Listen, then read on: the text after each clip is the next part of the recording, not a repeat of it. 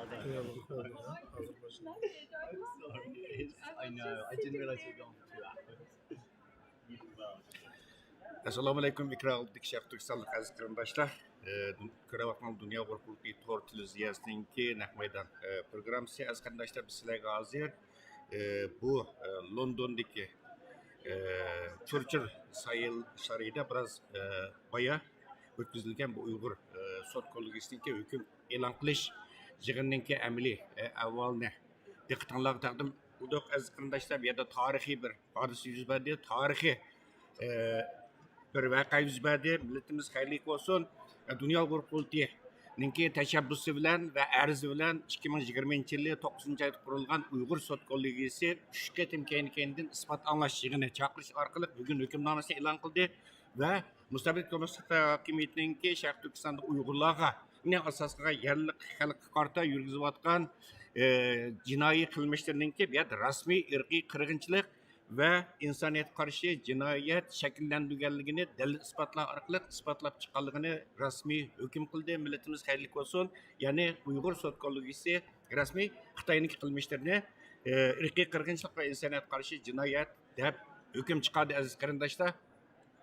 Hammalarga ma'lum hozirgacha 7 devlet, G'arb devleti Uyg'urlarninki ya'ni Uygur irqiy qirg'inchiligini qabul qilib, maxsus qaror qabul qilgandi va chet eldagi butun muhojiratga Uyg'urlarni diqqat e'tibori, chet eldagi kuzatuvchilarning bo'lsin, mayli hatto Xitoy hokimiyatining bo'lsin, butun diqqat e'tibori bugungi bu boya o'tkazilgan Uygur Soti Hokumisining hukm e'lon qilish yig'inida deb bizning bu yuragimiz, og'zimiz qaplashib qoldi aziz qarindoshlar. Haqiqatdan endi qanday bir hukm chiqaradi deb.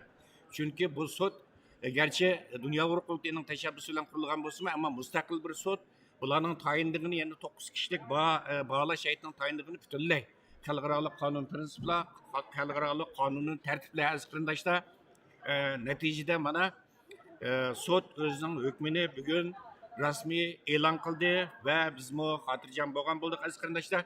Bu yani Uygur Soti Hokumisi'ninki bugün chiqargan yani irqiy qirg'inchilik va insoniyatga qarshi jinoyat ishlagan deb Xitoy hukumati ustidan chiqargan bu hukmi bundan keyin texnik ko'p G'arb davlatlarininki, hukumatlarining, parlamentlarninki Uygur irqiy qirg'inchiligini qabul qilish uchun bir qonuniy asos va dalil bo'ladi.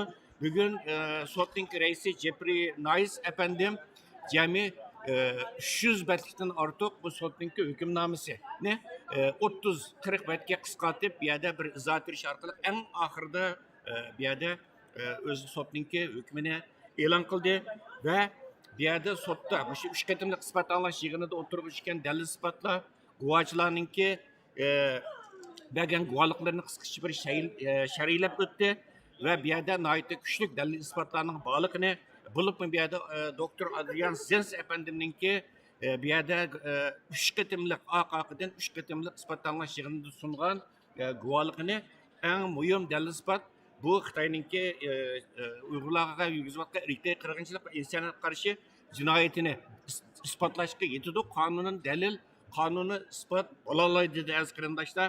ve şunun bilen bugün yani isimlerde olsun bugün 13. ayın 9. günü yani tarihi bir gün yani bugün yani Dünya Uygur Kurultayı ki Reis Doktor İsa Efendim'in üstüge teklif kılaylı. Doktor İsa Efendim'in ki siz Bekir Efendim Doktor İsa Efendim'i çağırsınız. Aziz kırındaşlar yani bütün halkımız bu için tarihi ehemmiyetli bir gün. 12. ayının 9. günü herkes unutkamaylı ve Uygur Soti Hokumi bugünkü hüküm elan kılış yığınında Müstabit Komünist Xitay hakimiyetinin ki Şarkı Türkistan'da Uygurların asas kılgan yerli halkı yürgüzüp atkan cinayet kılmışlarına resmi ırkı kırgınçılık ve insaniyet karşı cinayet dep hüküm çıkardı ve bu hükmününki izahatı kısmıdır mı? Bu şu hükümge layık yeterlik delil ispatınınki bir yerde oturgu çıkanlığını ve bunun bütünle kanun asas bulalaydıqanlığını izahlayıp ötті aziz qarindoshlar sotning hukmnomasi jami 300 bet. Biz aziz qarindoshlar sizlardan uzr so'raymiz. Bugun bu tarixiy kunda texnik jihatdan yana masala chiqdi. Balkim Xitoyninki haklarlarninki hujumga uchragan bo'lishimiz mumkin. Keyin ish qatim uzilib ketdi. Bundan tehi bir ikki hafta burun bu 27 noyabr o'tkazilgan 3 qatimlik isbot anglash yig'inini naq maydondan berish jarayonidami hurmatli Baxtiyor apandimninki kompyuter sistemasi butunlay haklarlarning hujumga uchrab butunlay palash olib chiqib qolgan. Bugunmi 2-3 qatim hujumga uchirdik va 3 qatim bu yerda uzilib ketdi va qaytdi ulashqa majbur bo'ldik aziz qarindoshlar. Chunki bu Churchill House sarayı bu bexatarlikni tutib, ya'ni Xitoy haklarlarninki bugungi naq maydon bu hukm e'lon qilish yig'ini buzg'unchilik qilishning oldini olish uchun butun bu yerda simliq internet to'g'ridan boshqaga bermagan, bizga berishdan rad qilgan. Shuning uchun biz vaqtli bu yerda harakatchan internet bog'lantisini qo'llanishga majbur bo'lgandik va bizmi hakkarlarning büyük ehtimolli Xitoy bo'lsa kerak, hakkarlarninki hujumidan qutulolmadik inshaalloh. Eng muhimi shu aziz qarindoshlar ikra oldiki bizni qo'llab bergan shu sotni hozir qo'llagan moddiy va ma'naviy jihatdan madad bergan va bugun mana zerikmay terikmay shu ekran oldida o'tirib shu xalqimizning taqdiriga ko'ngil bo'layotgan va bizni ya'ni Dünya Uygur Tor televiziyasini yaqindan qo'llab bergan bütün ko'rurmanlarimizga tekrar minnatdorligimizni bildiramiz. Aziz qarindoshlar, birozdan keyin Dünya Uygur bu yerda bir axborot e'lon qilish yig'in chaqirdi. Ana ko'rdinglar bir sanini ko'rsatayli Baxtiyor apandim. Hammalar tanıştık bo'lgan Uygur xalqininki qadrli do'sti va Angliya parlamentida Uygur irqiy qirg'inchilik qarorini qabul qilinish uchun favqulodda muhim rol o'ynagan, boshlamchilik rol o'ynagan va bu sababdan Xitoy hukumatining embargosiga uchragan Nusrat parlament a'zosi Nusrat G'ani va bir qancha parlament a'zosi bor aziz qarindoshlar. Bu hozir sotning xilla bu yerda Dünya Uygur Kurultayı tarafidan hozir shu sotning hukmi qarta bir axborot e'lon qilish yig'ini o'tkazildi. Mana ko'rdinglar zalning ichida shu Uyg'urlar sotning eng oxirgi hukmi e'lon qilingandan keyin yana tantana qildi bu yerda ko'zlariga yosh oldi qarindoshlarimiz. Yani bir yerda rasmiy bir xalqaro mustaqil bir sot tarafidan Xitoyning Uyg'urlarga yurgizayotgan irqiy qirg'inchilik rasmiy qonun jihatdan dalillanib hukm e'lon qilingani uchun bu Uyg'urlar bir tarafdan qayg'ursa, bir tarafdan yana bu yerda o'zlari uchrayotgan zulmning bir mustaqil sot tarafidan qabul qilinishi, isbotlab chiqilishidan nihoyatda xursand va mamnun bo'lganligini ifoda qildi va Uyg'urlarni qo'llayotgan bu yerda bizning chet ellik ajnabiy qarindoshlarimiz bizni qo'llayotgan do'stlarimizmi bu yerda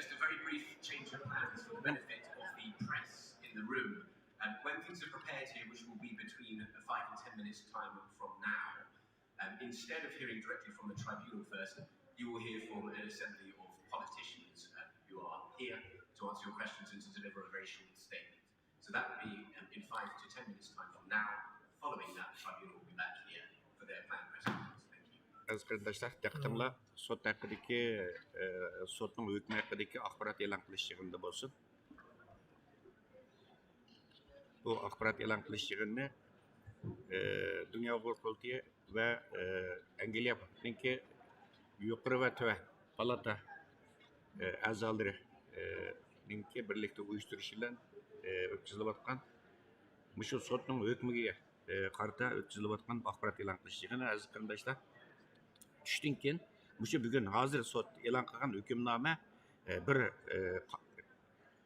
Sharq Turkistonlik shu arzdor tarafidan Dünya Uyghur Qurultayı'nın tashkillashi bilan Xitoyninki Londondagi bosh elchixonasiga yetkazib berildi. Belki Xitoyning bosh elchixonasi qabul qilmasligi mumkin. Shunda bo'lsa-mu bu hukmnoma Xitoyninki elchixonasininki xat sandig'iga tashlab qo'yiladi va u yerda bir norozilik harakati bo'ladi va tushdan keyin Tibetliklar bilan birlashib shu Uyghur Soti Kollegiyasininki chiqargan hukmnomasi munosabati bilan Xitoy elchixonasining oldida, ya'ni atimi tushdan keyin maxsus norozilik namoyishi uyushtirildi. Xo'shbaxtiyor afandim, sizning bir ta'sirotingizni anglaylik. Hayajonmisiz? Qanday bir tuyg'uda mana hukmnomani angladik. Acayip ciddiylik içinde öttü. Bunun üstüne bu internetdeki tolu üzülüşü bizi nihayet ciddi kıldı. Müşahede en aldı bilen biz bütün Dünya Uygur Qurultayı'daki barlık rehberler, Uygur Adliye Arxip Ampırı'nın barlık hizmetçileri, bizdenki cengivar lager şahitlerimiz, sotku çıkan barlık şahitlerimiz, bizning barliq Uygur erki qirg'inchilik uchun guvohlik bergan akademik tadqiqotchilarimiz, shundaqla o'zini Uyg'ur deb qanday Uyg'urni aytayotgan o't yurak barliq Uyg'ur qarindoshlarimizni qizg'in tabriklaymiz. Oxiri Uyg'ur erki qirg'inchiligi deb dunyoda bir tunji qatim sotninki hukmi chiqdi. Bu odamni nihoyat hayajon qildi. Menimcha shu naq maydon ko'rayotgan ya bundan keyin shuni anglaydigan qarindoshlarimizni hammasi nihoyat hayajonlandi deb o'ylayman. Bir yildan ortiq nurg'un kishilarniki tang hamkorlashishi bilan butun Uyg'ur akademikdagi qarindoshlarimiz butun iqtisodiy jihatda, ma'naviy jihatda shu sotning o'ziga yordam qilgan va buningdan boshqa har jihatda bizni qo'llayotgan barliq qarindoshlarimizga chin dilimizdan minnatdorligimizni bildiramiz. Ahire biz kütken netice çıktı. Xudayim bu işimizni texim hayırlı kılsın. Xitayning halokatini tez kunda tezle amalga oshirishga Xudayim nasib qilsin. Milletimiz hayırlı olsun, hürmetli Bakir efendim. Hazır muacizat Uygur'da belki münayeti suyungan bo'lsa kerak. Bizning xo'shalligimiz g'aralda o'rtaq bo'ldi deb o'ylaymiz.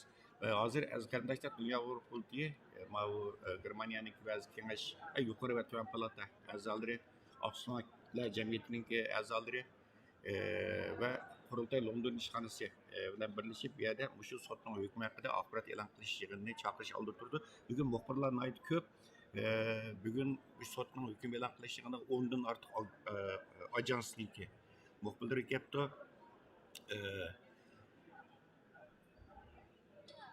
Uyghur xalqining samimiy do'sti parlament a'zosi Nusrat G'ani xonim, Dünya Uyghur Qurultayı'nın reisi hürmetli Dolqun İsa efendim, Oqsumaklar Angliya Oqsumaklar jamiyatining a'zolari, Angliya Dünya Uyghur Qurultayı London ishxonasining direktori Rahima xonim. Diqqatinglar, axborot e'lon qilish yig'ini bo'lsin.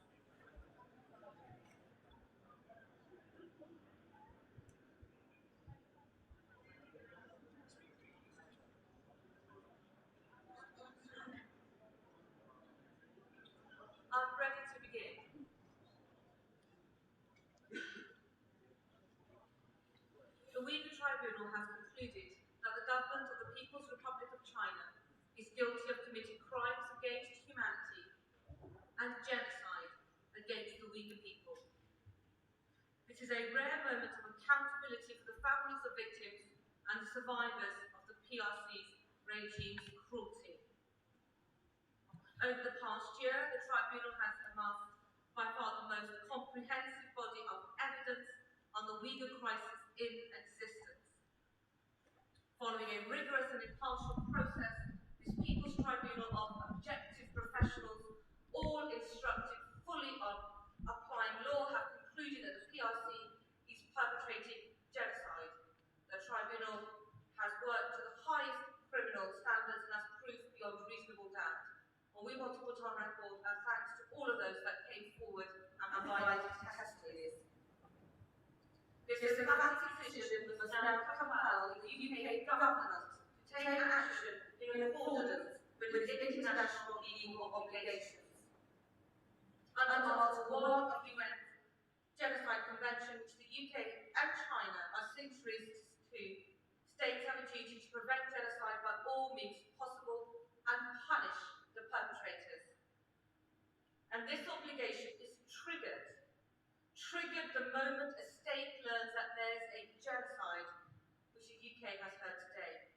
Our government now has a duty to engage all statecraft, due diligence, risk assessment, all internal and international toolkits available to ensure we are not aiding or abetting the Uyghur genocide.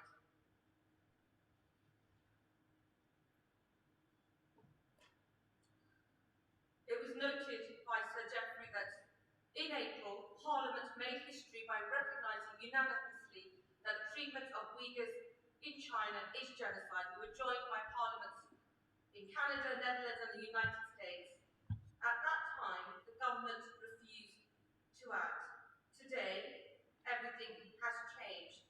Today, the Uyghur Tribunal has declared that a genocide is taking place, and we are demanding that the UK government makes time for debate in both houses to discuss what urgent action they will take next. We urge our government to carry out a review of export controls they promised in January. They must put in place sanctions on the architects of this genocide, including Chen Pango. They must put import controls on the products of Uyghur slave labour, and they must acknowledge in public that the Chinese authorities are committing genocide against the Uyghurs and engage with their legal duties to protect the Uyghur people. 51 years ago, the United Kingdom signed up to the UN Genocide Convention designed to ensure that atrocities like these, those that happened during the Second World War, could never again take place. Yet, in the 75 years since the Nuremberg trials, the UK has never succeeded in recognising the genocide while it was ongoing. With today's verdict, we have a chance to put that right. Never again should mean just that, never again. And we implore the government to stand up for the Uyghur people, to stand by its UN obligations, to prohibit the acts of genocide, and to hold those responsible to account, and to ensure that we are in no way complicit in this ongoing genocide. I now turn to Sir Edward Smith. I am here also as a member of the Interparliamentary. I'm here also as a member of the Interparliamentary Alliance on China, which contains members here, many of whom myself, Lewis, Lord Alden, and others have all been sanctioned by the Chinese government. We're here as well, and I am also the co-chair of a all-party parliamentary group on Magnitsky sanctions. And yesterday, in anticipation of this result, we called on a list of Chinese officials and a business to be sanctioned under the Magnitsky proposals. And this will be another area that we will be wanting to look at following this report. I completely support what my colleague Musgani said, which is we now need the British government, in the light of this report, to look carefully at this report and then come forward to both House of Commons and the House of Lords to have a full debate with the government at the dispatch box, explaining what their position will be now with regards to genocide of the Uyghur people.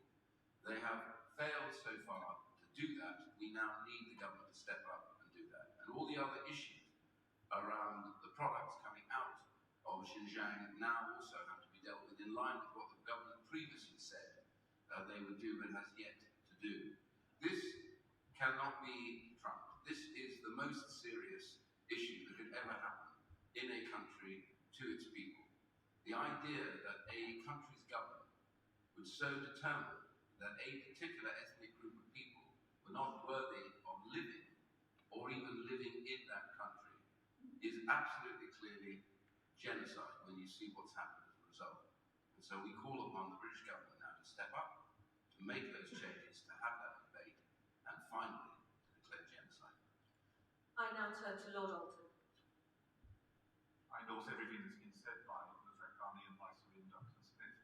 my own interest in this issue goes back many, many years. I visited Western China, and I am Vice Chairman of the Parliamentary Uyghur Group. The evidence that we've heard this morning, as set out by Sir Geoffrey Nice QC and by the Uyghur Tribunal, is truly harrowing. It was shocking to hear about the systematic campaign to obliterate this population, to reduce this population, and to hear this finding of genocide.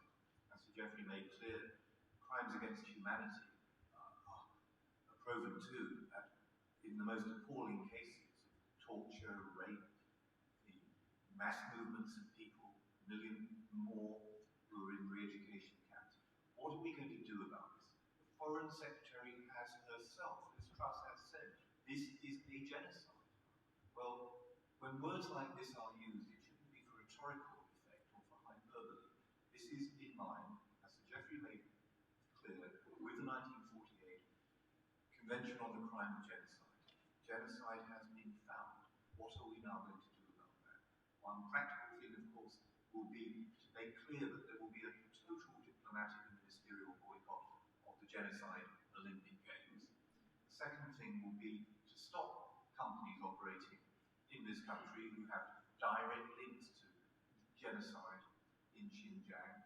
One example is Hikvision, banned in the United States, but not here, and many of us have been calling for it to be banned here. There are many other practical actions which can be taken. It is for the government now to come forward with those, and I agree with Sir Ian that there should now be a full-scale debate in both houses following the finding today, so that parliamentarians are able to say to the government, we expect action now to be taken. I make one final point, which is that during the Trade Act, I moved an amendment in the House of Lords, which went to the House of Commons, and by a whisker failed to incorporate it in that act. It would have empowered the High Court of England and Wales to do the job that has fallen on Sir Geoffrey Nice QC and this independent Uyghur Tribunal to do. It should not have been left to them. They have been extraordinary in their diligence. They've been magnificent in the way that they have courageously gone about this work. But it should not have been left to them. It is the duty of governments who say it is a matter for courts to determine whether a genocide has occurred or not, to make sure that such a route is open. That route is not there at the present time. That is still the major defect this government and all governments have to address. We have with us on stage Rushan Abbas, Rahima Mahmoud, and Dulkan Isa from the World Uyghur Congress. I think Dulkan will say a few words and then we'll filter questions from the floor. Dulkan? Thank you. I, on behalf also Uyghur community around the world, welcomes with great encouragement the final judgment of the Uyghur Tribunal, which announced today that Chinese Communist government atrocity crime against the Uyghurs and the other peoples of Turkestan amount to genocide and a crime against humanity. This is the historical day for the Uyghur people. We can only hope that the world takes meaningful steps to end the genocide, crime against humanity, and the torture. That the perpetrators, Chinese Communist Party, is held responsible for such as atrocity. If you want to ask a question, please raise your hand and tell me which media organisation you're representing. Yes. You mentioned the diplomatic boycott of the nation, and do we now be seeking full Soti boycott as well? I will let Sir Smith lead on that. We have been talking about a full diplomatic boycott, but we want to make sure that the term diplomatic is fully understood, don't we? Yes, yesterday in answer to a question, the Prime Minister appeared to agree that there would be a full diplomatic boycott of the Olympic Games. That means, by the way, so that we can define it, means no government minister, no government official, including foreign office officials such as ambassadors, etc. That means nobody in an official capacity relevant to government can or should attend. Anyway, interestingly, the Chinese then reacted by saying they never invited them in the first place. So it looks like they've also made us a diplomatic boycotting country. But the main point is, you are asking about sporting boycotts. Now, I take a very simple view of this. I leave it up to individuals. Each sportsman or woman that takes part in the Olympics will have to make that decision for themselves. I've already spoken to the British Olympic Committee, and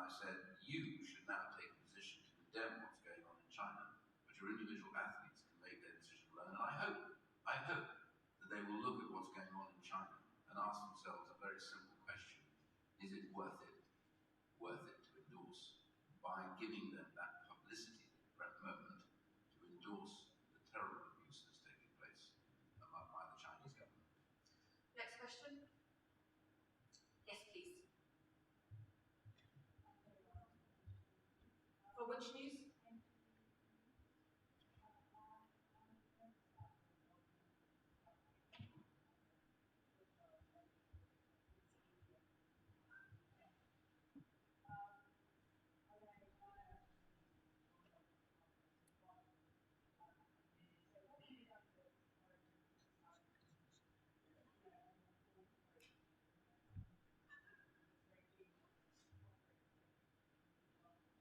So the question, if no one else can hear it, was about Hikvision, about supply chain transparency in procurement. I assume that was the point of the question. Well, the Business Select Committee, which I wrote a paper for on supply chains, asked for a review of which services we'd be using and whether they were making our infrastructure vulnerable to the Chinese state. But I'll let Lord Alton respond to the Hikvision question. And I support what Ms. Ratcliffe just said about supply chain transparency, and indeed I have a private members bill before the House of Lords at the present time, which seeks to amend the Modern Slavery Act in order to introduce much more coherence in the way that we deal with supply chains. I would like to see kite marks on products telling us not made in the PRC or made in China, but I would like to see kite marks that can guarantee that nothing within the supply chain can be attributed back to slave labour in Xinjiang.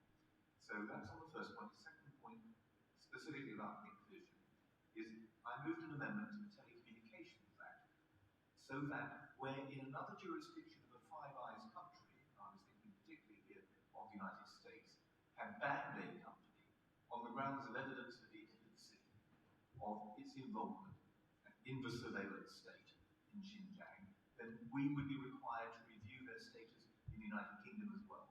That was not passed, but I still believe it would be the right thing to do. Ministers said that they were with it in spirit. We should now be with it in practice and should be reviewing companies like Hikvision who are directly linked to a surveillance state. The controls that we've heard about today that have been imposed there, as you said in your question, are to be found on every high street pretty well in this country as well. Data collection is something we should be very, very concerned about. We've also been joined on the stage by Baroness Helena Kennedy, and she's also one of our parliamentary colleagues that was sanctioned by the Chinese Communist Party. So what is your question?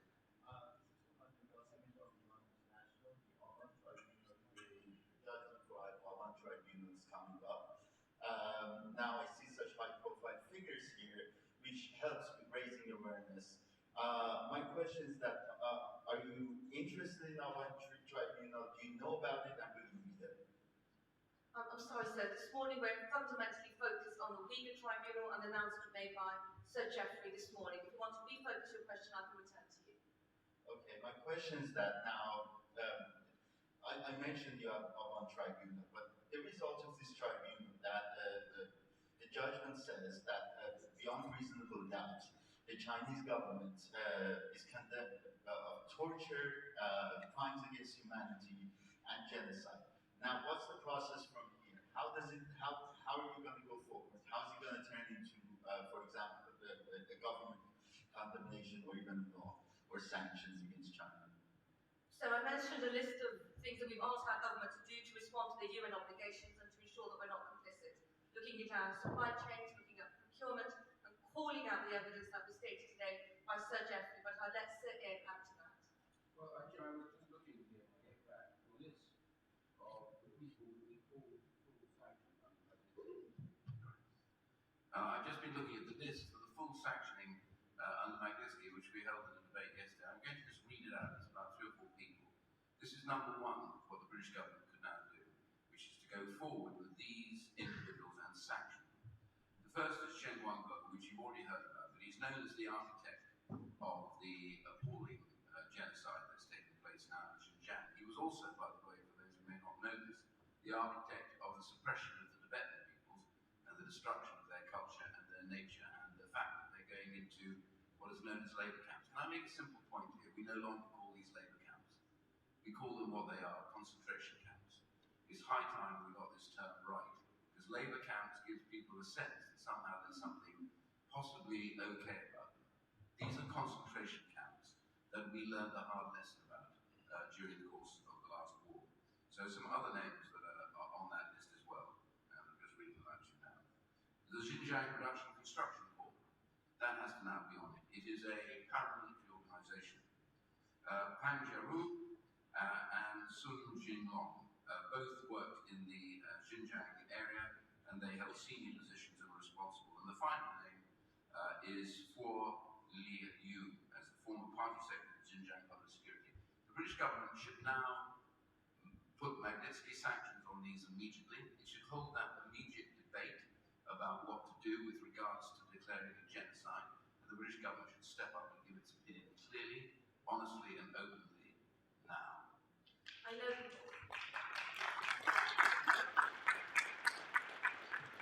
I know that Philip and Rahima have to do another interview. I'm just going to quickly come to Baroness Kennedy to wrap this up for us. Thank you.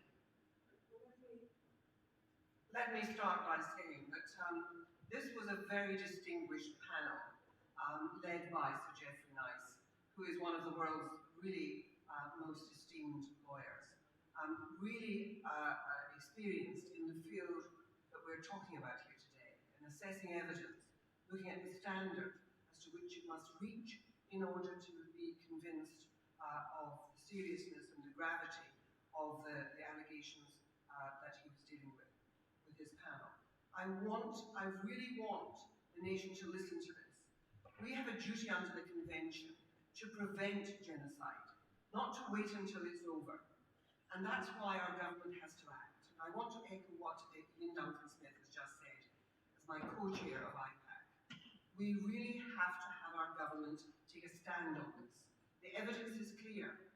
The evidence is absolutely there for anyone to see. Gravity of what is being alleged here.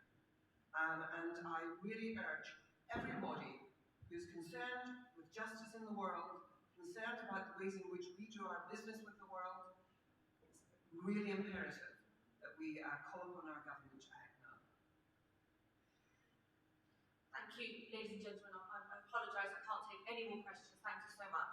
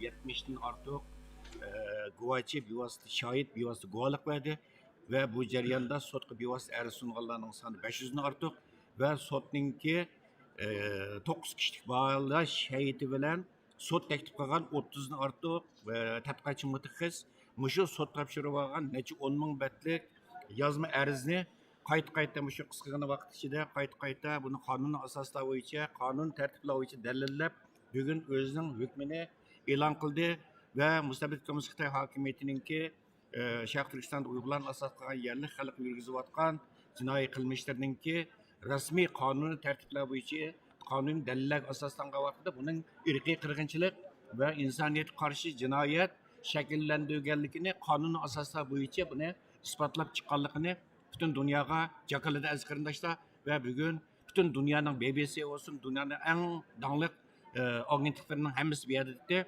Uningdan keyinli ulab şu sot hüküm e'lon qilishidan keyinla bu yerda Dünya Uygur Qurultayı mushu sotning hukmiga qarata bir axborot e'lon qilish yig'ini o'tkazdi naq maydonda ve bu axborot e'lon qilish yig'iniga Uyg'ur xalqining qadrli ve samimiy do'sti hammalar tunishib bo'lgan Angliya parlamentining a'zosi Nusrat G'ani xonim bu axborot e'lon qilish yig'iniga riyosatchilik qildi ve bazı parlament a'zolari va axborot e'lon qilish yig'inida ve Angliya Oqsumaklar jamiyatining bir qism a'zolari va bugun Uyg'urlarmi ya'ni Angliyada yashayotgan Uygur qarindoshlarimizni ko'p kelibdi. Yahudi jamoatininki vakillari bor. Ba'zi Yahudi do'stlarimiz maxsus beshiga Uyg'urning do'ppisini kiyib kelibdi.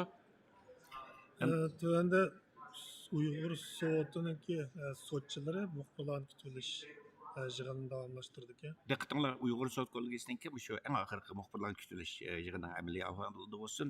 Sotninki raisi Jeffrey Nice efendim ko'rdinglar. From France. Did any of you receive any sweet intimidation before this verdict? No. Nothing, no pressure? No, I mean, we were sanctioned, but that was all. And I explained only in short form how the sanctions actually had very limited effect. There was one way it had an effect, which was slightly unfortunate, and that is that Council's team was to have had a woman lawyer and Robert, and unfortunately the sanctions not on her for associated reasons made that impossible. That was unfortunate. We lost our two first choice very senior lawyers who done things in their own way. We lost them. That was all. Of course, there have been plenty of ad hominem attacks on us. We don't even bother to read them. Why should we?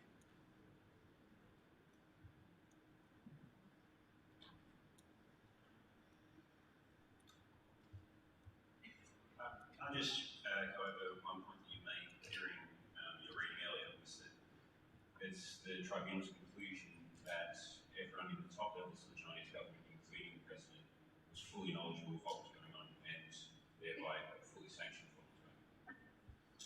Why doesn't Mr. Bertrand answer that? He's familiar with the material at the time.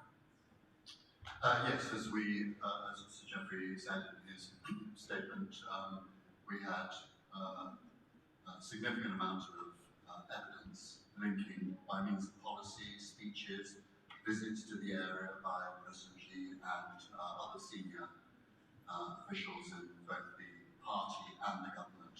And that was then underwritten and reinforced, if you like, by the leaked papers, commonly known as the Xinjiang papers, where we can make a direct link to policies, strategies, and the implementation of those to the most senior people in the government, including the presidency. Sir Jeffrey, you mentioned the failings of governments and bodies such as the UN to make such a determination, and thus it's fallen to the tribunal to do so. Why do you think it is that such bodies have neglected in that responsibility? Maybe my colleagues have other observations from me, as I get a bit closer to this, and you've now heard from the politicians, Ian Duncan Smith in particular. So, my perception is that countries don't like governments of countries don't like to be compelled to do things, even by the highest moral or ethical imperative. And it's worth noting that the Genocide Convention was not something that the United Kingdom wanted in 1948. It reluctantly signed up. It didn't ratify it until 1970. Likewise, America didn't sign up until later on, in the 1970s, in China. And they don't like being told to do, even when there's an absolutely irresistible imperative. And I don't know whether somebody, for all the time that Osirian was speaking, but last year and this year, there was an effort by Lord Alton to introduce an amendment to the trade bill that was going through Parliament, which would have said it was improper. Well, you couldn't make a trade deal with a genocidal country. And the government put an enormous amount of effort and resources into stopping that amendment. And it's distressing to read. And from the point of view of the Uyghurs, for example, not wishing to diminish our abilities, but if that amount of effort by a government department had been put into the work we've done, this result could have been achieved more swiftly. But my friends who come, one of the great advantages of this tribunal is that I have colleagues from all different parts of English society in a way, because they have different disciplines. Maybe some of them would like to answer that.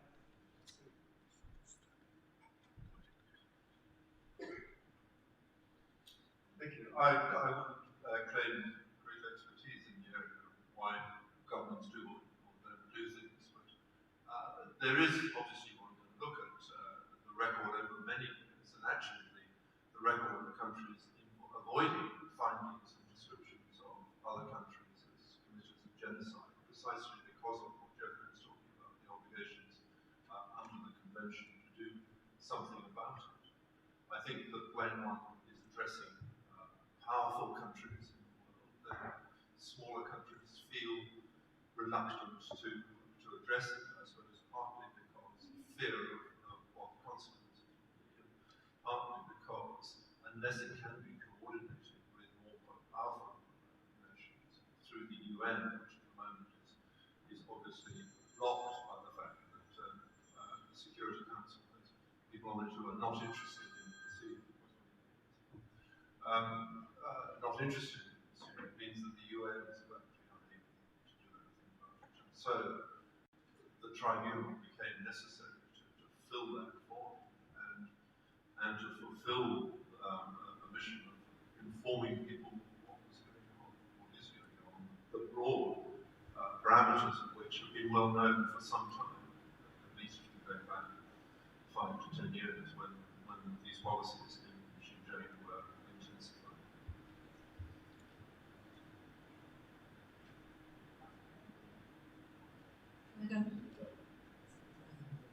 So Jeffrey, I'm Sylvia from the Assistance. Several legislatures around the world have declared genocide, and so has the US government. And your ruling is not the first and will add to that body. How confident are you, though, that it will make a difference to Chinese policy and how the British government handles this very thorny question? I mean, does it? I mean, as an independent body, would the Chinese government take this seriously at all, or brush it aside? It's a very interesting question. As a matter of detail, that's what 6 parliaments. It was actually the United States government itself, because it was the state, the Secretary of State. So there's quite a difference. And the point that was made in the judgment on one stage is it's quite interesting that all these parliaments, 6 of them, have said it. The English Parliament said it without opposition. It was a unanimous vote, and the government still did nothing. The United States is a government that has said it, and has still done nothing. So that's a bit of a problem. It seems to me that, first of all, we as a tribunal have no idea what effect there will be. We limit ourselves to providing an answer and hoping that use will be made of it. Perhaps I'll come back to that. But experience shows that this sort of process can happen, so that you can have reports that don't get anywhere technically or formally. The best known one, which is reported at a higher level than ours, that's Justice Kirby's report for the UNH Human Rights Commission on North Korea, which has been stored in the United Nations. So it's got nowhere, it's done nothing. You could say nothing's happened. But if you talk to people on the ground, the fact that his statements, which were very powerful in that report, may well have affected the government of North Korea. But North Korea is never going to say as much. So sometimes it will have effect, and such things will have effect. In all sorts, you never know. Then, the second way that I suppose these things may have effect is that, yes, they may guide governments to act because they just feel they can no longer live without the answer to the question. The third way, I forgot what it is, but it looks as though one of my friends wants to give an observation. I think it's really important to answer. Yeah, thank you. Where our decision, our judgment, our conclusion differs from others is that we come to this through the evidence. That evidence is freely available for all the public to see for themselves and gauge for themselves.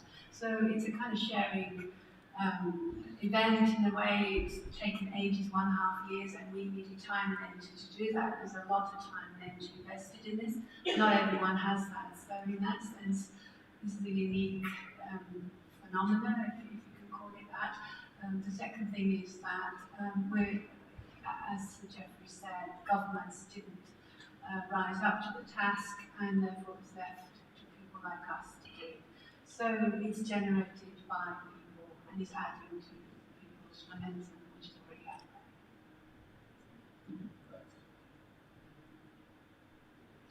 I would like to add to that this body of evidence is there, and in a democracy like ours, I would throw back to you, the press, and say that you can actually help to disseminate this and really make this evidence base very much available to the public to share it, because not everybody will go to the website and read it, but they will follow your news items and evidence-based argument that you can put forward. I think as journalists may have a bigger impact than we could possibly imagine. Cockroach story. Have you seen evidence that the witnesses who have come forward have been subjected to any kind of transnational repression from the Chinese state? And in light of the judgment today, will the tribunal be supporting the witnesses in any way in the coming months? It's another interesting question. Mr. Hamid Sabi, who's sitting here as counsel to the tribunal, comments to the bench, has got anything to say, because we operated a system of some separation of functions in order to ensure that there was independence of the evidence gathering or collection process of the tribunal. Mr. Vetch and I tended to walk across from one to the other, but now the positions of ours we know, because we were sometimes shielded from problems, is that there was definitely some intervention with witnesses. And perhaps Mr. Sabi will be able to tell us a bit more about that. That is the direct interference. There's also another feature which I don't want to highlight, but I think is worth mentioning. When you find yourself involved with, as we were, of course, an activist group, the World Uyghur Congress, you've obviously got to be cautious about whether they're going to be acting independently and they're not going to be interfering with the witnesses or anything like that. They were absolutely impeccable. From start to finish, all the people working with them We're just like an independent process of getting evidence for us. But sometimes you find yourself getting, or Mr. Savvy found himself getting closer to other organizations. And one of the sadnesses of the civil society world is that organizations that should be aligned sometimes become competitive amongst themselves, and that can sometimes operate as an impediment to getting at the best evidence. What we had to ensure was that the witnesses coming to us, were as free and as willing to give evidence as possible. We did so. But that other little problem is a recurring one. If only all organisations pursuing particular interest groups, let's not focus on Uyghurs, there are many others, the more they can cooperate and not feel possessive about their evidence, the better. See what Mr. Savage wants to say. Okay. Thank you. The witnesses, of course, were attacked and harassed by the Chinese government in press conferences that the Chinese government organized. They brought, I think by force, their relatives to give evidence against them, to denounce them, to call them liars. And they have continued to harass them, even when they are outside China. As near as 2 weeks ago, I was speaking to one of the witnesses who refused to testify because of the pressure that the Chinese government had put on her parents. She was so fearful that she didn't come to give evidence, and very important evidence, I must say, against the Chinese government. And they have continued to harass her with different means and putting a lot of pressure. The witnesses who are outside China are always fearful because if they are in a country that is close to China, there is always a threat, as you heard from the judgment today, that they may be abducted and returned to China. That remains to be a problem. I hope the Chinese government would now have the courage to stand up and say they will not continue with this practice, and the witnesses are protected from further harassment. We've had a virtual question in from the South China Morning Post. Given that the Chinese authorities refuse to participate in the tribunal, they could attack the finding as one-sided. How does the tribunal account for this? Was the last part, who can contract this suggestion as one-sided? Yeah, how do you account for this? Account for the fact they wouldn't take part, or account for the fact that our judgment is not one-sided. Do you think the tribunal is one-sided because this is a very interesting and common, and understandably an interesting question. First of all, obviously we had to do everything we could to get China to participate. So we wrote to them in every one, besides Mr. Savvy wrote to them at every opportunity, inviting them to take part. Notified them of all hearings and so on. You have to send it by letter because they have no other way of communicating. They won't let you get it by email or phone. Interesting. So you do that. When they decline to take part, you mustn't hold it against them, as you heard me say twice in the judgment. Then what do you do? Well, you do what anybody does when a preferred piece of evidence isn't available. You make sure you find the best other evidence to reach whatever conclusion you can. You don't cut corners. And you try and raise issues that might have been raised by the PRC. Now, if you were here during the evidence hearings, there were a number of witnesses for whom PRC had made public complaints, sometimes just general, and sometimes in detail. We always got them to deal with them. And you heard me say of two witnesses, one fact witness, a really potentially very important fact witness, who we had no reason to disbelieve, but simply because it hadn't been possible for the PRC had chosen to investigate or consider his evidence when they might have done, we decided we shouldn't act on it. So there are many ways in which you can be fair. And you know, if you think about domestic criminal trials, for example, it's often the case that there's no participation or involvement by an involved or concerned party in murder trials. The victims very rarely participate, for example, but you nevertheless manage to find out what happened. And often, for other reasons, parties don't take part. So it's an interesting question. You have to be alive to the problem, and you then do everything you can to counteract it. It's not a difficulty to deal with. Anybody else? Yes, please, Bobby. Thank you very much. I entirely agree with you. It's always very difficult to come across a balanced argument from both sides. But I think we did our utmost to make sure that all the evidence we did get was triangulated from several sides and several ways. So I hope we got the right conclusion.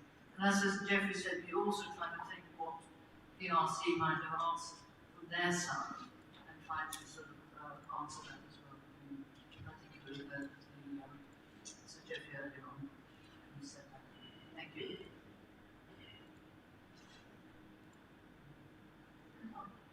Sorry, I'm Jane Morrell from NTT News. So Jeffrey, I noticed that you mentioned about governments avoiding doing things out of fear. So I wondered if you had any examples of evidence that showed what was causing this fear, mainly some external factors, maybe from the Chinese police part. Well, obviously, fear comes in many forms, and I'm suggesting the governments weren't doing it because they fear physical fear for themselves. Most likely fear governments experience when confronted with difficult decisions of this kind is what might happen to trade, sometimes what might happen to important international relationships, what might happen to their voters' support. You can imagine a government, let's not say that it's the United Kingdom government, personally, but if you can conceive of a government confronted with a genocide convention duty, knowing that there was fairly fierce measures that it could and morally, ethically, legally should take to stop the alleged genocide happening, continuing to happen, vengeance. So really serious trade consequences which would be felt by its people. Then the government would start fearing loss of its voters' base. Now, that's exactly the sort of thing that can operate on governments, and that raises really big questions. Are we humans, a single family? Do we actually have a duty to look after ourselves? As by my observations about citizen to citizen duty, I suggest that maybe we do. Governments don't like that, because they are, especially democracies, determined to be re-elected and to keep their voter base cheerful. So those are among the sorts of fears that I think governments have. And what was particularly striking for Mr. Savvy, Mr. Vetch, and me, is we were all associated with the China tribunal, the previous tribunal, that looked at the forced organ harvesting. At that stage, China was still everyone's best friend. And so there was absolutely nothing that the government would say explicitly favourable to what we were doing. And you could say there must have been a reason for that, because the evidence was overwhelming, and that they were fearful of something. What's been rather interesting is that through no desire of ours, we suddenly found ourselves at the beginning of this year, after the end of last year, when we already started work, there was suddenly a big following wind of support for anti-PRC, pro-Uyghur activity that can affect us. What is it affecting government? It's something that had been stopping them doing something before, that changed. A fear, whatever it was, had disappeared.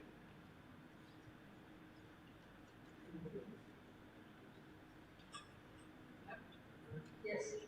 So one aspect of this question too goes back to what Jeffrey was saying about the support which the tribunal didn't get from governments despite requests. And the similar question, I think, applies to those governments, including the UK government. Why did it not provide evidence which, despite many requests which were made, why did the US government not provide evidence to us despite the express finding of genocide, as Jeffrey said, unexplained, unsupported by any evidence, just simply a statement that China was committing genocide in Xinjiang. And I think that is just as difficult a question to answer as the reason why people take no action under the Genocide Convention, or more generally, rules on international cooperation, genocide and other crimes.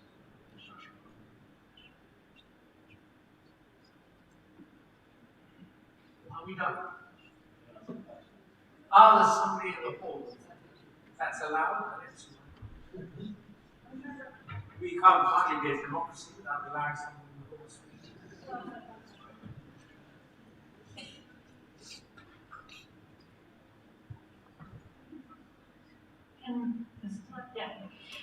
Rabia Khan, member of the public. Thank you for today and for all of your work. I have seen the report has been published online, and I will be reading it after this session. Looking forward to spending a bit more time pondering the findings. My question to the panel is about Chinese investment into UK universities, and particularly educational institutes. So there's a lot of Chinese investment coming into UK universities for various reasons. In light of today's judgment, what would you say to those universities? Do you think today's judgment should have a bearing on the decisions to accept investment, to accept projects, ties? What influence should it have on relationships? Thank you. I've got 3 professorial colleagues. One other has not been able to attend today, so they're going to have a view, which I will, of course, let them explain. If any of them is not able to explain, they may, of course, have their own internal concerns about not answering the question. But the question, and I'm not going to answer the question specifically, but I can see that Professor Kaur is dying to, so I'll let her get in a second. But it is clearly the case that amongst people who have to make decisions when this kind of information comes up are universities, both because of campuses they set up in other countries and because of the dependence there is in this country on funding. And there are amongst many institutions that have to consider that. It was lightly touched on in the judgment, but in the previous judgment, you'll see that it was spelled out a little more specifically. And it said that all those bodies, including academic institutions, had to decide, to the extent revealed in that judgment, how they should react with a criminal state, to the extent criminality was shown. Before Professor Kaur speaks, I would simply say that there no doubt can be balanced decisions. It's all very well for us to be completely moral on everything to be completely easy, just do this and never do that. Somebody was asking me about this earlier. Maybe governments haven't any choice but to do nothing when a genocide occurs. Maybe that they should always say to their voters and the public, genocide is happening, for example, and the reason we're not doing this is this. It should be completely open. And it may be that universities tussling with these very serious problems should think that whatever their resolution, they must be clear about what they accept as happening. I don't think I can keep Professor Kaur waiting longer. Yeah, and I speak from personal capacity. So there's 2 problems. One is that universities are seriously struggling and underfunded. So that's a national issue. That's due to the national government. And as a result, they are open to other kinds of investments. Many of them are coming from China. And so often they're in this tricky position where they have to think of their livelihood, their sustenance, and at the same time they're aware on various issues around taking on such contracts. And there are a fair number of universities in UK and worldwide who are in these kinds of relationships. Plus there's the Confucius Institute, which one needs to also consider.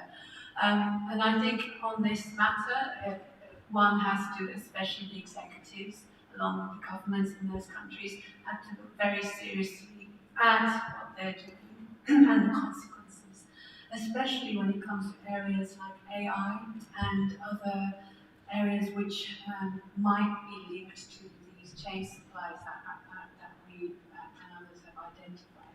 So I think there is a serious issue here of a rigorous self-examination and re-evaluation of what universities are doing and need to do.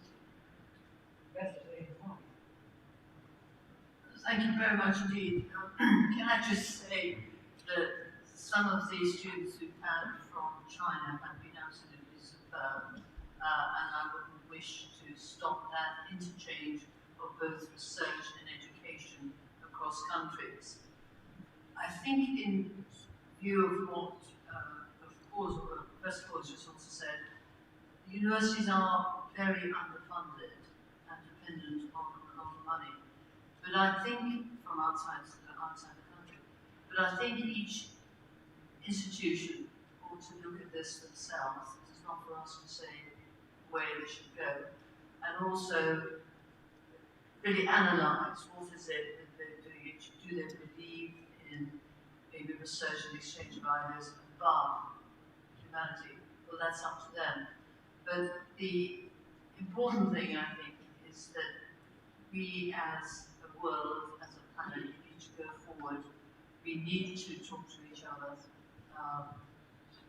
Obviously, this sort of situation is difficult, but I also think that the sins of the government, as well as the personal view, should not be put down to the sins of the people. People do not actually agree with what the government's doing. Finally, for the triumvirate, Professor Osmond. Thank you. I think I would reiterate the problem of our universities as being severely underfunded. I would also acknowledge how much I've learnt from students and colleagues from around the world. But I think in the end, decisions will be made in universities in one by one, but also according to the pressures that university staff, through their unions, and students feel about these issues. And I'm pretty convinced that decisions that university executives will make will not just be influenced by funding streams, but by the concerns of their own staff and the concerns of their students. I think a lot hangs on those bodies, through trade unions and student organisations and unions. I suspect that's about it. Is that about it? One more? Sorry? We probably have time for one more. Maybe nobody else wants to ask anything. Ah, there's one at the front there.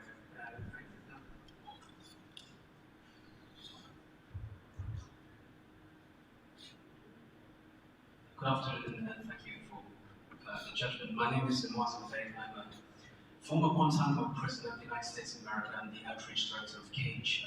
The reason I got involved in getting concerned with the case of the Uyghurs is because 22 of them were held without charge or trial with us in Guantanamo. And one of the things they told me was that they were thankful that they were sent to Guantanamo, not to China. But because of the language of the war on terrorism, and something that you alluded to in your judgment, has given China some cover. To what extent do you think it has exploited that language and has been able to get away with the targeting of Muslims in East Turkestan as extremists and terrorists, if that didn't exist? Thank you. Thank you. The full answer to that is probably best from, not us, but from an academic with a larger view of recent history. Although we've done work on evidence presented to us, we don't pretend to be academic expertise. We can deal with the question, but I'm going to ask first of all Mr. Peter. No? Anybody else? and then I'll come back. No, I think that the point you make is a very good one. I think that particularly if you go back to the immediate period after 9/11, 20 years or so, in that period, I think that China had an ability to sweep its approach to the Uyghur problem under the global war on terrorism, and it did do that. And in fact, it persuaded the US to join in the categorization of a Uyghur group outside Xinjiang as a terrorist group, and that application of that name lasted, I think, until about 2018 or so. I think, as this is again just a view, is that I think that reduced that ability to persuade people that their treatment of the Uyghurs was justified as a part of the global war on terrorism has declined, particularly as the treatment of the Uyghurs became more extreme from sort of 2014 onwards. I think people were less willing to accept, particularly since the evidence of terrorism in a way which perhaps the wider world would understand was extraordinarily limited, with every element of violence in Xinjiang and outside being categorized as terrorism. And I think that had an effect at the time. But that's just a view. So Jeffrey, academic research. Thank you for that. Anybody else on this? And the history is particularly well covered in two of the reports I spoke of, the Aspen report, the Australian report, deals with it quite well, and also to some extent the Holocaust Museum.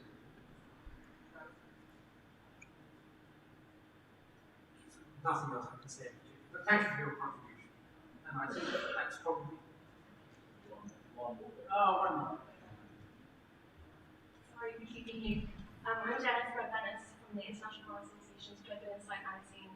And I wondered why you expressed that you felt apprehension, concern about delivering a judgment of genocide on the basis of this critically prohibited act alone, given that it is part of the convention, as you mentioned, it was written in. Well, it wasn't possible to be satisfied that the law allowed a disconnect between the precise intention and the acts concerned. On the other hand, it was quite clear that if there was, as we found, a precise match between the intention and one of the defined acts, there could be no challenge to that. So as I made clear, without being expressed, there might have been an inclination on the tribunal desire to say perhaps one of the others might have qualified. But in the absence of certainty that a mismatch of intention and act, it was probably in every way appropriate to find what we did. To spell that out in just a tiny bit more detail, because these are difficult areas for people who haven't spent a quantity of time thinking about these things. If you consider the determination made about measures to prevent births, the intention is to prevent births, to stop children being born. It's very simple. If you look at the next possible category of act, which is transfer of children, transfer of children, what's the expectation? It's not that they're not going to have children. Maybe the hope that they will have children with hand and dilute the ethnicity. It's a totally different specific intention. If you go back to the first iteration of the convention, you'll see that the various categories then proposed had sub-category definitions that would have made life much easier. You'd be left without that. And it is very important that our final should be completely secure if it is to be valid. I hope that will do as an answer. On that note, thank you. Farewell.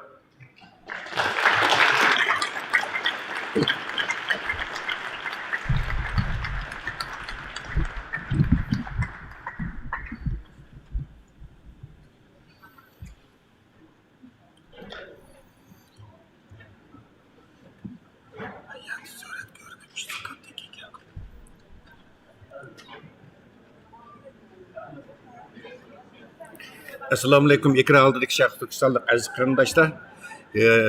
Kiravotganlar Dunyo Uyg'ur qurultiyi tor televiziyasining naqd programmasi. Aziz qarindoshlar, hozir biz sizlarga Uyg'ur Soti Hokumi hukm e'lon qilish yig'ini o'tkazilgan Londondagi Churchill sarayidan naqd bu programmani taqdim qilyapmiz. Aziz qarindoshlar, hammalarga ma'lum bo'lgandek Dünya Uygur Qurultayı'nınki teşebbüs ve arzi bilen 2020 yıl 9. ayda kurulgan Uygur Soti Hokumi mana hozirga kadar kendinden 3 ketim ispat anlaşılığını ötküzdü ve bu ispat anlaşılığının jarayonida Şarq Türkistonlik ve chet şahitlardan bulup, guvohlardan bulup 70'den ortiq kishininki guvohligini aldı ve bu jarayonda 500'den ortiq kishininki yazma arzini topshirib oldi ve sotning 9 kishi bağlash aytdi. Sot tarafidan taklif qilingan 30'dan ortiq mutaxassis ve advokatlar necha 10 ming betlik yozma arznamani mana qisqa muddat ichida tekshirib, uning qonun asoslari bo'yicha uni aniqlik qilib, mana bugun hukm e'lon qilish yig'ini o'tkazdi ve Uygur Soti Hokumi mustabid Kommunist Xitoy hokimiyatining Sharq Turkistonda Uyg'urlarni asos qilgan yerlik xalqqa qarata yurgizayotgan qilmishlarininki rasmiy xalqaro o'lcham, xalqaro qonunlar asosida buningki rasmiy irqiy qirg'inchilik va insoniyatga qarshi jinoyat shakllantirilganligini hukm qildi va bu hukmnomasini butun dunyoga e'lon qildi. Aziz qarindoshlar, sotning hukmnomasi 300 necha betlik hukmnoma. Bayır sotning bosh sotchisi Jeffrey Nice efendimi deb o'tganidek bu 300 necha betlik hukmnoma bugun sotningki tor betida ham inglizcha ham uyg'urcha e'lon qilindi. Aziz qarindoshlar, chunki bu bugungi program berish jarayonida Rayma Mahmud Hanım, Qurultay London ishxonasining direktori bu hukmnomani qisqartirilgan nusxasini qisqacha sizlarga izohlashtirishga ama qonuniy atalg'ular bo'lgani uchun toz yetarli bo'lmaydi deb o'ylaymiz. Biz buni yana qaytadan programma olg'a akilib, uni taqdim to'liqlab diqqatingizga taqdim qilishga tirishamiz. Aziz qarindoshlar, bu sotning hukm e'lon qilish yig'inidan keyin daralla Dunyo Uyg'ur qurultayimi uningga ulabla axborot e'lon qilish yig'ini ichib bu sotninki hukmnomasini qarshi olganligini bildirdi ve bu axborot e'lon qilish yig'iniga hammalar tunishlik bo'lgan Uyg'ur xalqining qadrli do'sti Angliya parlamentining a'zosi Nusrat G'ani apandim o'zi bevosita riyosatchilik qildi ve Dunyo Uyg'ur qurultayining axborot e'lon qilish yig'inidan keyin mana hozir sizlar ko'rdinglar Uyg'ur Soti Hokomisiningki 9 kishining tarkib topgan bağlash shayti bu yerda chet el agentliklarininki savollariga, muxbirlarning savollariga javob berdi ve sotning qurilish tarixi, sabablari, bunun ishga qurilmasi, xizmat funksiyoni haqidagi ve başka turli savollarga bu yerda javob berib, buni hozir rasmiy aziz qarindoshlar Uygur Soti Hokimisiningki hukm e'lon qilish yig'ini bir şey tugagan bo'ldi. Bu hukm e'lon qilish yig'inidan keyin biz hammalar tunishib bo'lgan mushu Uygur Soti Hokimisiningki qurilishiga bevosita vasila bo'lgan onun bevosita tashabbuschisi ve baş arzdori Dunyo Uyg'ur qurultayining raisi hurmatli Dolqin Aysa efendimni mana studiyamizga taklif qildik. Hurmatli Dolqin Aysa efendim, muborak bo'lsin, yurtimiz xayrli bo'lsin. Rahmat. Bo'libmi bu Uygur Soti Hokimisiningki qurilishini siz bevosita 2020 yil 9 ayda bevosita siz tashabbus qilgan, sizning tashabbusingiz bilan qurilgan. Mana biz nihoyatda andisha ichida turib, bugun mana Xitoyning yurgizayotgan qilmishlarininki irqiy qirg'inchilik va insoniyatga qarshi jinoyat ekanligini qonuniy asosda buni dalillab hukm chiqarib dunyoga e'lon qilgan bo'ldi. Siz bu hukmnomadan keyin nimalarni his qildingiz? Xalqimizga e'lon qandaq bir yurak so'z. Rahmat. Xalqimizning taqozolik bilan kutgan minutlarga shohid bo'ldik. Qaror Xitoy hukumatining Sharq Turkistonda olib borayotgani irqiy qirg'inchilik va insoniyatga qarshi jinoyat. Demak, bu butun dunyoga hammamiz shohid bo'lgandek dünya matbuotlarida tarafsiz bir sot tarafidan bu karar çıkarıldı. Bir yıldan artık, hatta 1,5 yıldan artık vaktin bu yan sotning necha 10 ming guvohcha materiallarni 500'ün artık guvohchilarning guvohligini astoydil tadqiq qilish orqali mutaxassislarning bağlarını əstayil tədqiq qilish orqali japoliq bir xizmatdan keyin bir sud mahkamasi bugun 300 betlik hükümünü qisqartirilgan nusxasini bugun e'lon qildi. Bu tarixiy bir hodisa. Bu faqat Sharq Turkiston xalqi uchun, Uyg'ur xalqi uchun tarixiy bir hodisa bo'lib qolmay, 21-asrdagi insoniyat uchun bir tarix hodisa. Chunki 21-asrda irqiy qirg'inchilik uchrayotgan Uyg'ur bu o'xshash faqat bir qancha xalqlar buningga uchrayotdi. Shuningga bu 21-asrdagi bu yuz berayotgan irqiy qirg'inchilikni to'xtatish uchun xalqaro tarafsiz bir sud mahkamasining qonuniy xalqaro qonunlarga tayangan asoslangan bir hukmi kerak edi. Bu qaror chiqdi. Endi 1948-yili qabul qilgan Birleşken Devletler Teşkilatı'nın irqiy ayrımcılık ahdnamasini icra qilish mecburiyetlari Birleşken Devletler Teşkilatı a'zo bo'lgan va mushu ahdnoma qo'l qo'ygan davlatlarning ustiga yuklangan bir vazifa bo'ldi. Demak, hozirgacha ba'zi davlatlar bu bir tarafsiz sudning qarori bo'lmay turib bu irqiy qirg'inchilik masalasida amaliy harakat qo'llanolmayganligidan iborat bu faktlarda bu sabablar bilan jim turgan bo'lsa, endi bu davlatlarning bu xil jim turilishga sabab qolmadi. Demek artık dünyanın Şarkı Türkistan'da buluvatkan, Uygurlarga, Kazaklarga buluvatkan bu irqiy qirg'inchilikni to'xtatish, ciddi hareket qilinish, bütün insaniyetning bulup mu Birleşken Devletler Teşkilatı'na bu to'xtamnoma qo'ygan davlatlarning bir mecburiyeti, qonuniy mecburiyeti bo'lib o'tirib chiqdi. Biz aldığımız günlerde işimiz tügemedi. Hem de şu devletlerini şunun kıstaş, Birleşken Devletler Teşkilatı'nı bu xalqaro qonun icra kıstaş bizning üstümüzdeki bir mecburiyet. Ben ahırda bu sotqa 1,5 yıldan buyon japalı xizmat qilgan bütün kamp şahitlerimizga guvohlik bergan, chet ellik mutaxassislarga, bizga iqtisodiy yordam qilgan vatandaşlarımızga, tashkilotlarimizga, shundaqli bütün tercüme işlerga yardım qilgan, xalisona xizmat qilgan bütün ziyolilarimizga va shundaqla mushu sotni amalga oshirish uchun kech kunduz bir sapda bir maqsadda har xil bo'rinchaplarga, har xil shikoyatlarga, her xil töhmetlerge karşı kökrek girip gelgen dünya kurultayının bütün rehberlerine, saptaşlarına ve bu sotni kollap ekran aldırda takaza bop tuğan dünyanın hem joylaridagi bütün Şarkı Türkistanlık Uygur qarindoshlarımga şükranlarımni, rahmatlarimni bildiraman. Ama vazifamiz tügemedi, vazifamiz oldimizda ve qo'limizda po'latdek bir paket bor. Endi davlatlarni, insoniyatni, bu qirg'inchilikni, bu insoniyatga qarshi jinoyatni to'xtatish uchun amaliy harakat qilishimiz kerak. Bu bizning oldimizdagi mushaqqatli va qiyin bir bosqichimiz. Shuningga bütün vatandaşlarimizni buningga, chunki bir qarorning chiqishi ayrı mesele, u qarorga tayinib turib dunyoni harakatga keltirish bizning üstimizdagi bir mesele. Men eng oxirida bu yerda demak 2021-yili 12 ayning 9-kunisi bütün dünya bu qarorga şahit bo'ldi. Ben bir dünya politik vakaleten her yılı 12 ayının 9 gününü Uygur irqiy qirg'inchilik xotiri kuni deb e'lon qilaman ve bütün her yılı 12 ayının 9 gününü Uygur irqiy qirg'inchilik xotiri kuni deb mushu jazo lagerlarida azob chekayotgan, qirg'inchilik uchrayotgan, irqiy qirg'inchilikning zulmiga uchrayotgan Uygur xalqini xotirlash kuni qilib bekitishga chaqiriq qilaman. Her yıl bütün vatandaşlarımızı, dünyanın hem yeriki Şarkı Türkistanlıkni bu Uygur irqiy qirg'inchilikni xotirlashga bir milliy majburiyat, vataniy bir majburiyat deb qarashga chaqiraman.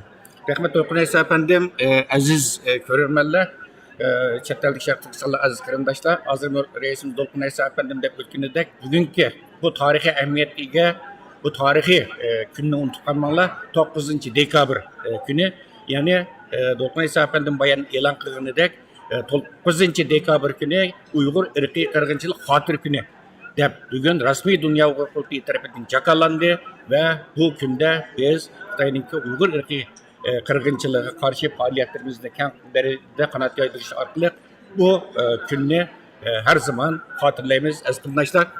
Shuning bilan istansimizningki Uygur Soti Hokumi hukm e'lon qilish bugungi yig'in haqidagi naqbaydan programmamiz mishada oxirlashdi. Keyingi qatimliq programmamizni ko'rishaylik. Ko'rishgacha omon bo'linglar. Xayr xo'sh.